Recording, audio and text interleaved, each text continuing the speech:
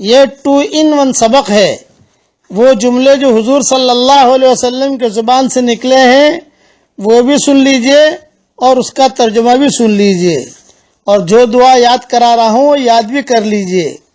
عن عثمان یعنی ابن عفان رضی اللہ عنہ یقول سمعت رسول اللہ صلی اللہ علیہ وسلم یقول من قال بسم اللہ الذی لا يضر مع اسمه شيء في الارض ولا في السماء وهو السميع العليم 3 مرات لم تصبه فجأة بلاء حتى يصبح، ومن قالها حين يصبح 3 مرات لم تصبه فجأة بلاء حتى يمسي.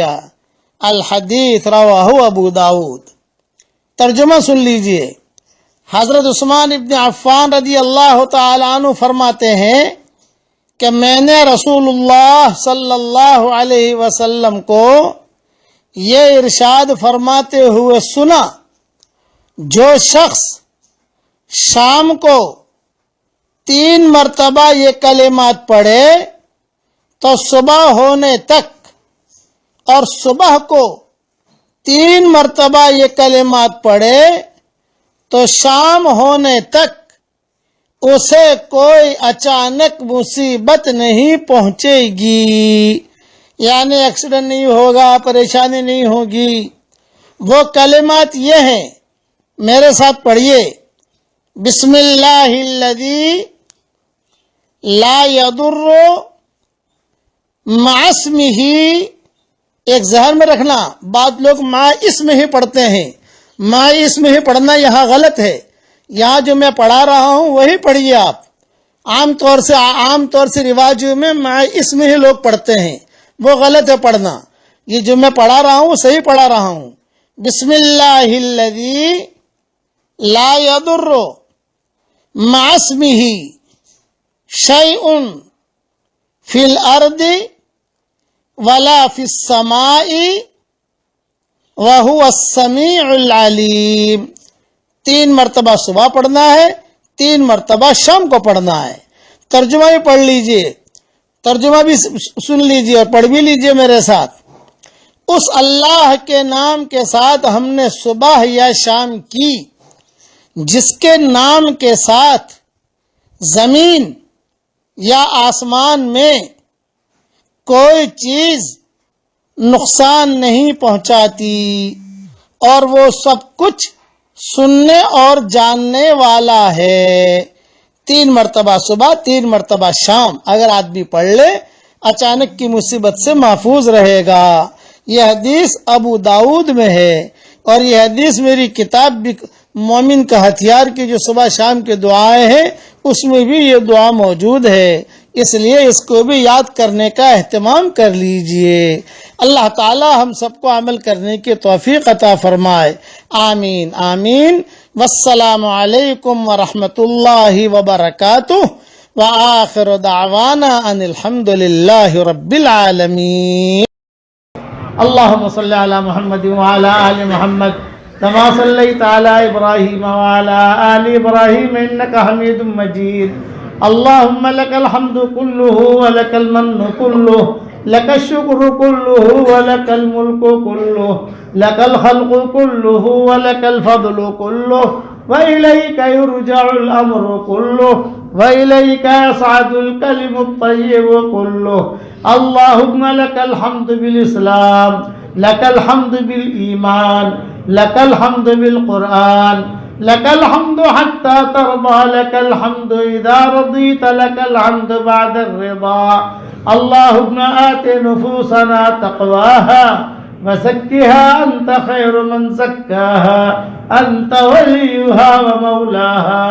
اللهم لا تردنا خائبين، بل ردنا إلى ديننا ردا جميلا. اللهم مغفرتك أوسع من ذنوبنا ورحمتك أرجى عندنا من أعمالنا. اللهم اجعل القرآن العظيم ربيع قلوبنا ونور صدورنا وجلاء أحزاننا وذهاب همومنا وغمومنا وسائقنا وقائدنا إليك وإلى رضوانك وإلى جناتك جنات النعيم. اللهم اجعلنا ممن يقرأ القرآن فيرقى ولا تجعلنا ممن يقرأ القرآن فيشقى.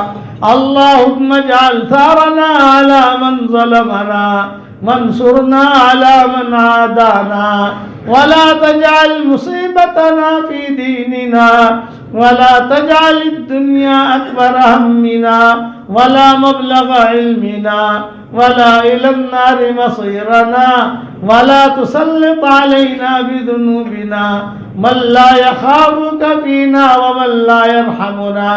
يا حنان يا منان أدخلنا الجنة من باب الريان. اللهم إنك قلت في كلامك وقولك الحق ادعوني يستجب لكم فدعوناك يا ذا الجلال والإكرام. اللهم إنا نعوذ بك من زوال نعمتك وتحول عافيتك وفجاءة نقمتك ومن جميع سخطك برحمتك یا ارحم الراحمین. اے اللہ ہمارے گناہوں کو معاف فرما. اے اللہ ہماری خطاؤں سے درگزر فرما. اے اللہ پورے تالی پورا والوں کو قبول فرما. ان کے قرب و جوار والی بستیوں کو قبول فرما. جتنا مجمع آیا ہے ان سب کو قبول فرما. اے اللہ میری تشکیل پر جو روزانہ 100 مرتبہ سورہ اخلاص پڑھنے کی عادت ڈالے, اے اللہ اس کی ساری دعاؤں کو قبول فرما, اس کی ساری پریشانیوں کو دور فرما. اور جس نے 5 لاکھ مرتبہ پڑھنے کا ارادہ کیا ہو, اے اللہ اس کو پورا کرنے کی توفیق عطا فرما. اے اللہ جس کرم سے آپ نے ہمیں یہاں جمع کیا ہے, تیرے اسی کرم سے جنت الفردوس میں تیرے نبی کے پڑوس میں ہماری قیامت تک کے آنے والی نسلوں کے ساتھ تو ہم سب کو جمع فرما دے. اے اللہ اگر آپ نے ہمارا نام سعید اور نیک بختوں میں لکھا ہو تو ہمارا نام انہیں میں لکھے رکھیو, اور اگر آپ نے ہمارا نام شقی اور بدبختوں میں لکھا ہو تو ہمارا نام ان کی فہرست سے مٹا دینا, اور نیک لوگوں کی فہرست میں ہمارا نام لکھ لینا. لکھنا بھی آپ کا کام ہے, مٹانا بھی آپ کا کام ہے, لوح و قلم بھی آپ کے پاس ہے. اے اللہ وہ چیزیں جس کا لینے کا ہم ارادہ کرتے ہیں مگر آپ ہمیں دینا نہیں چاہتے, اے اللہ اس کی محبت ہمارے دلوں سے نکال دے, اس کا خیال نکال دے, اس گلی میں آنے جانے کو ختم فرما دے.